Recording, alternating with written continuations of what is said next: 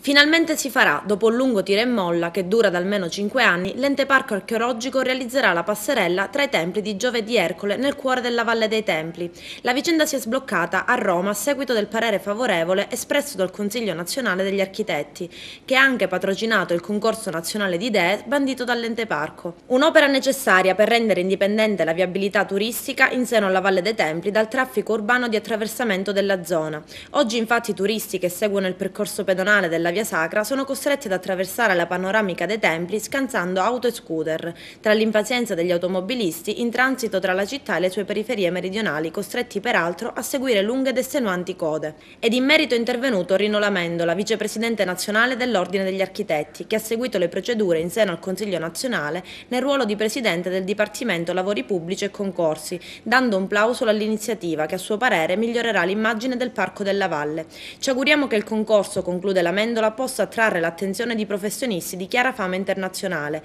che si potranno cimentare nella progettazione di un'opera di architettura contemporanea in un contesto dominato dall'imponente presenza dei templi. Soddisfatto per l'obiettivo raggiunto anche Emanuele Maratta, presidente dell'Ordine Provinciale degli Architetti, il quale ricorda che già nel 2007 l'Ordine aveva redatto un progetto preliminare per la realizzazione della passerella in acciaio e vetro, che si inseriva senza alcun impatto in un contesto di eccezionale valore culturale e ambientale. Tale progetto era stato donato all'ente parco quale stimolo per la concreta realizzazione dell'opera.